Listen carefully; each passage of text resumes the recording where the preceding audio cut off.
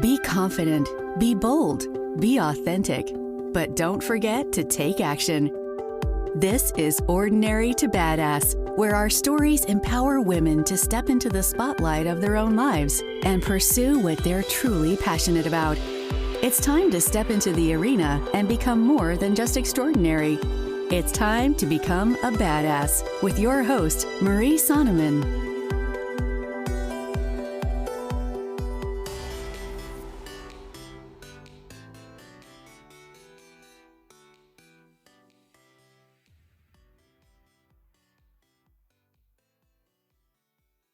Welcome to Ordinary to Badass, episode number 174. In this episode, you are going to hear about the best investments that I've ever made in my finances. I cannot wait to share these with you. Sometimes it's the things that we don't expect that can have a big effect or make a big change in our financial situation. So we're going to dive deep into that. But before we do, I've got to ask you, have you registered for It's Not About the Numbers Masterclass yet? I cannot wait to have you in that class. It's going to be so awesome. Here's the thing. There's so much that we don't know about finances, or there's so many misconceptions, I should say, about finances, right? And we think it has to be all about the numbers. And for somebody like me, who was not a numbers girl, that was very intimidating. There are other ways to look at your finances without just focusing on the numbers. So I would love to have you attend the masterclass. It's Not About the Numbers Masterclass. I said masterclass, but masterclass. It's going to be so awesome. I can't wait to have you there. The link is going to be in the podcast notes here. So click and sign up. There's a couple different days, couple different times, because I want to make it a little bit more flexible for you. So sign up. It's going to be so much fun. All right. With that, let's get to the episode.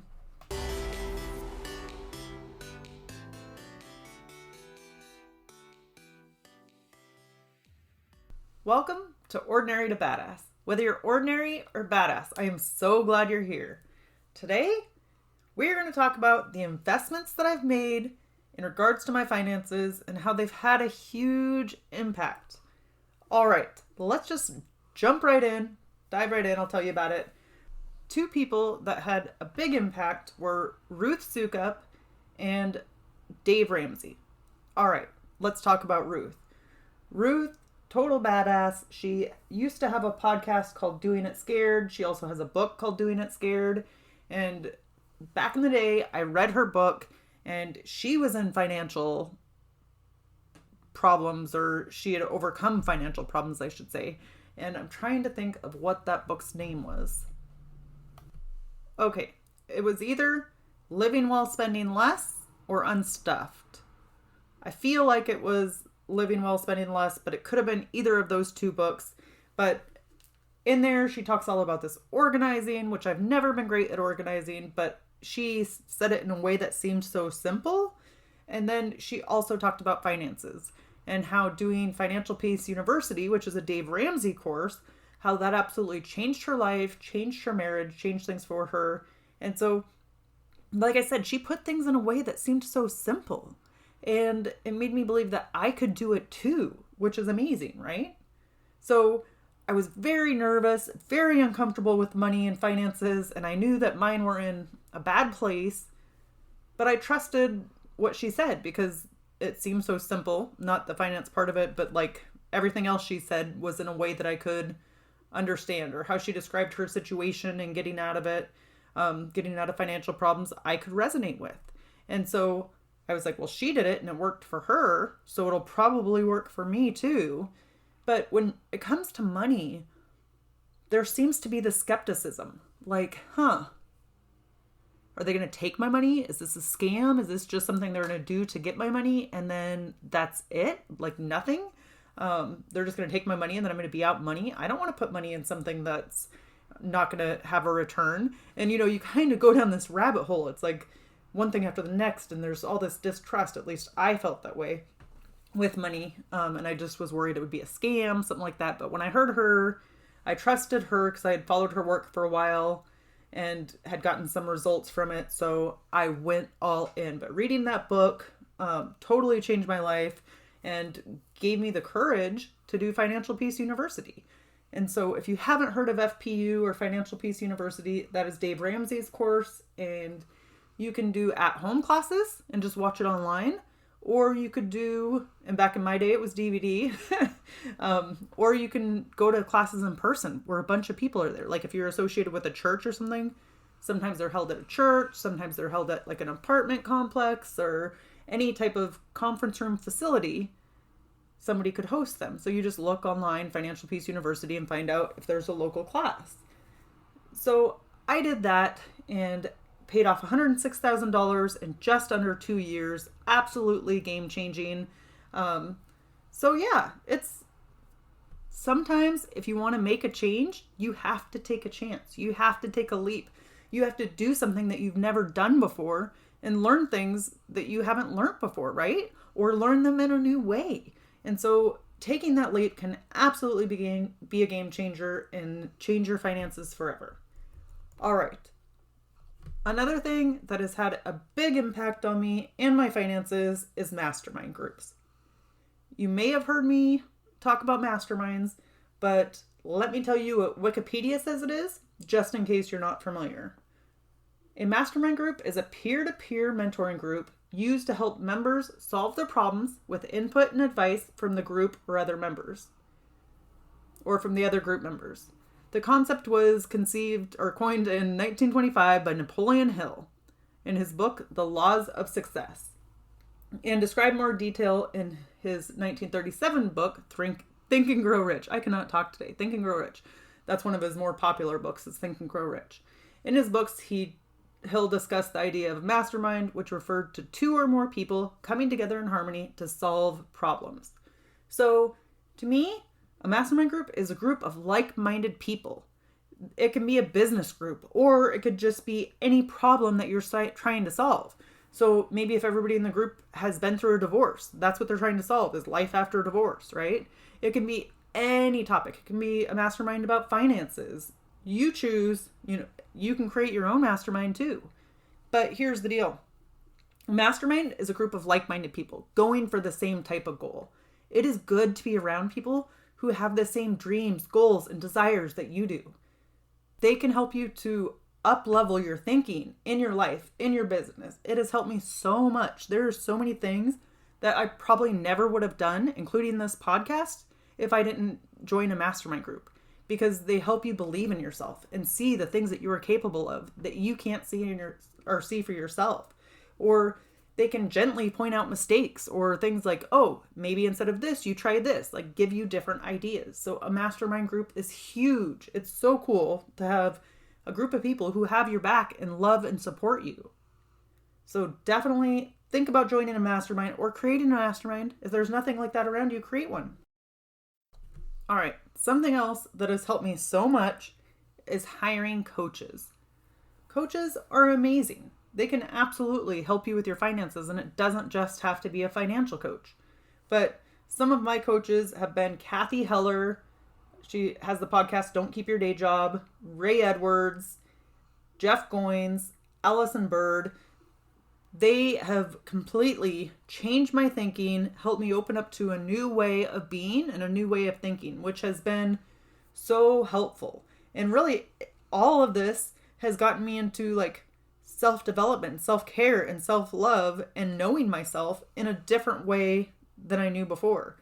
And that can't help, or it's going to affect your finances, right? If you have people breathing light and stuff into your life, then it is going to help you up level. It is going to help you have an effect on your finances. So don't be afraid to hire a financial coach or hire a health coach or whatever it is. A lot of the different areas of our life affect our finances and we don't even realize it. So we'll talk about this in the upcoming masterclass, but there's a wheel of life. And in the center is like self-care, and then around it there is relationships, spirituality, health, finances, relationships, spirituality, health, and finances. And all of those things have an impact on your finances, right? So imagine you're having a relationship issue and you're arguing with your spouse or significant other, and you're kind of arguing a lot. well, that takes an effect on you. And as a result of that, maybe you're feeling anxious, you're feeling upset, so you go and you spend. Like, oh, let me buy something on Amazon. That'll make me feel better. Let me go to my favorite store. So our relationships and other areas of our life have an effect on our finances. So it is so helpful to have coaches and other people who can help you navigate, because it can be hard. Another thing that I would recommend that has had a huge impact on my finances is reading financial books. Man, when I was first starting and I was doing Financial Peace University, there was still a lot of stuff that I did not understand. It just confused the heck out of me, and I felt so stupid, and I was frustrated, absolutely frustrated. So I was bound and determined to figure it out. So at the time, I went to the library and loaded up on financial books. I was like, okay, one of these has to make sense to me. One of them has to help me understand what's going on, how to create a budget, what to do. And I was frustrated. I was uncertain. And so, yeah, I read every book I could possibly get my hands on about finances. And so I would absolutely recommend that you do the same. If you want to become an expert in something, if you want to improve a situation in your life, like your finances or your health or whatever it might be, then dive all in.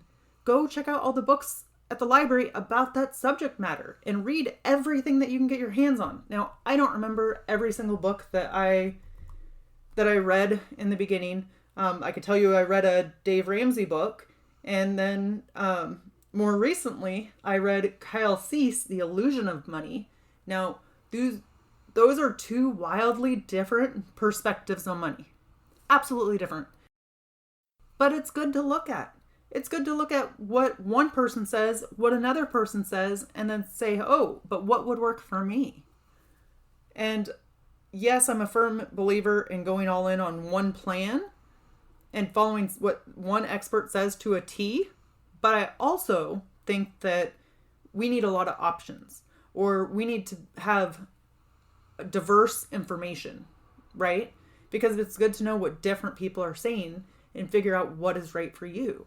And so, yeah, go all in on one program and then follow it to a T, right? Do that for a year. Do that for 6 months. See if you gain traction. See if it works for you. If not, yeah, you can look at other options, but follow one person's advice. But there's nothing wrong with at least knowing what you're up against or knowing what somebody else teaches, so that you have diverse knowledge on the topic of money or whatever you're seeking knowledge about.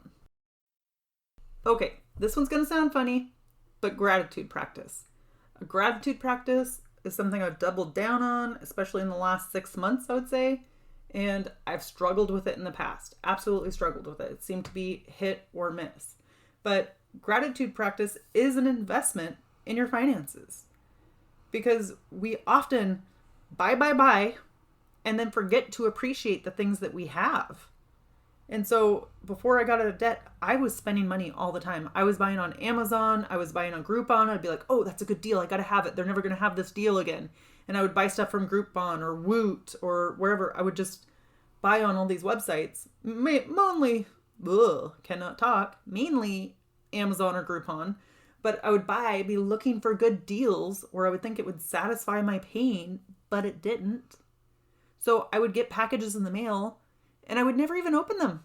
I would just kind of set them aside because I thought it would ease my pain, or I thought it would make me feel better in the moment. And maybe there was like a 2-second zing, like, woo, that felt good. And then I didn't even care. I didn't even care to open it. And even when I did open it, it would be like, woo, and then set it aside, right? And probably never use it. It was more of me thinking buying something was going to solve my pain. And so gratitude practice is so important. Like, instead of going for things, always having things, be grateful for what you have right now. And I learned this from my divorce. When I was in the process of the divorce, I had nothing. I didn't have very many of my belongings. And at first I was like, oh, poor pitiful me, and felt bad for myself. But guess what? That minimalism and not having very much was probably the best that I felt. It felt so good to be free from like all of the stuff, like the stuff that piles up in everyday life. So yeah, consider starting a gratitude practice. Being grateful, noticing all of the things that you have. Do you have a roof over your head? That's something to be grateful for. Do you have a bed to sleep in? That's something to be grateful for. A toilet? Like some of the seemingly stupid or minute things, but you know what? Not everybody has those things. But when we do, we take them for granted. So a gratitude practice can be very impactful for your finances and a big investment. Something to remember is an investment doesn't have to be a financial investment. It can be an investment into your future. It could be a time investment. So you're investing your time, which time is money, right? So you're investing your time into something. So I would say invest your time, and this is what I did, into podcasts, financial podcasts. Podcasts where I could learn something, like Guy Kawasaki has a podcast, Dave Ramsey has a podcast, or Farnoosh Torabi, I think it's the So Money podcast. This podcast, listen to podcasts who talk about money and then invest in those. Listen to those over and over again, right? It doesn't have to be the same episode, but as new episodes come out, listen to them. See what people who have gone through that situation, what they have to say and what they learn from it and what they suggest to do. Now, what I did was when I would be having financial problems or when I was trying to get out of debt, I would listen to these podcasts to remind me, you can get out of debt. You can do it. Or if I was tempted to buy something that I knew I shouldn't buy, then I would listen to a podcast. So it would convince me like, oh, you don't need to be spending money on that right now. And then I probably wouldn't. But I kind of used podcasts as my financial accountability partner. There is nothing wrong with that. There are experts all over, and you can go on YouTube, you can go on a podcast, you can go on social media, all of these things. There's people that talk about finances, right? Sorry, my dogs are beneath me, so if you hear the pitter patter of their feet or the heavy breathing, it's them. But in that sense, you have an accountability partner everywhere. You have an accountability partner on YouTube, on Facebook, on Instagram, on podcasts. And use those to your advantage because that can be of great financial benefit to you. All right. Something that I did, and it definitely was a good investment for me, is I had a secret savings account. Who was the secret from? Myself. So before I knew anything about money, and when I was $106,000 in debt, I had a secret savings account, which is an online savings account. So it's an online bank and they take money from my bank that I use routinely. And you set up a dollar amount, like say, take $200 a month, and it puts it into a savings account online. So I looked at what online savings account had the highest interest rate. So go online and you look for a high yield savings account. And so they have an interest rate that's higher than others. And in this case, the interest rate is helpful because it's more money that you get for the amount of money that you have in there. It has a higher interest. It gains more money and at a faster rate. So maybe you'd only get 0.5% somewhere with one account and then another one has 1%. So you want to look for the highest APY, which is the annual percentage yield. And that percentage reflects the amount of money or interest that you'll earn on your bank over a year. So you want to look for the highest annual percentage yield, APY. Definitely helpful. So that's what I did.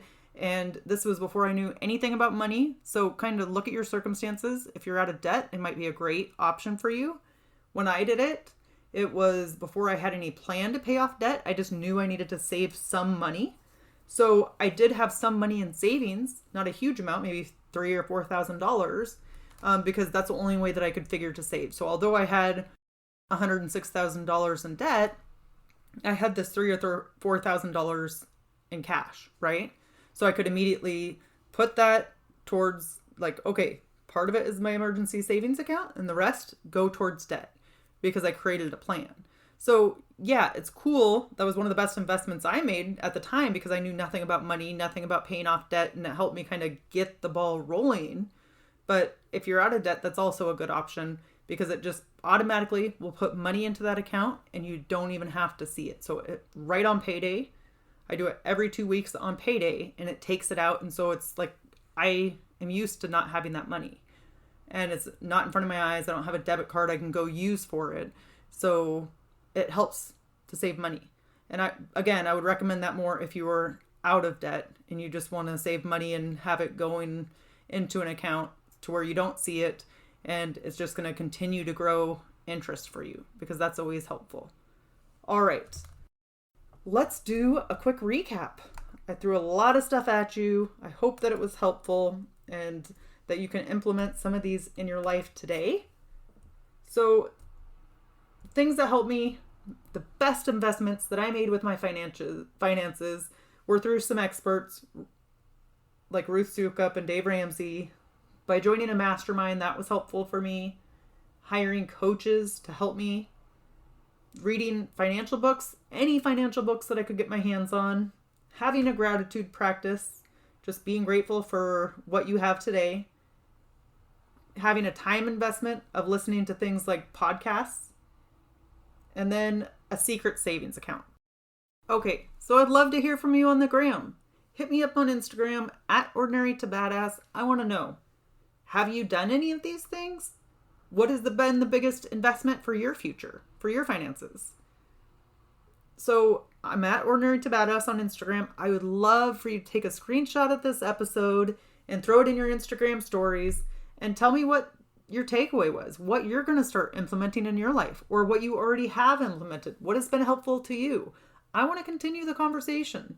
Too often, we're talking here on the podcast and I love you for it, but I want to hear feedback from you. So don't be afraid to reach out to me. I absolutely enjoy it. And then of course, we can always connect on the Masterclass. It's Not About the Numbers Masterclass, and the link will be in the notes here for the podcast. And with that, we'll end our show. To all the women out there staying in the arena, wherever you are, whatever you're doing, own it and get after it.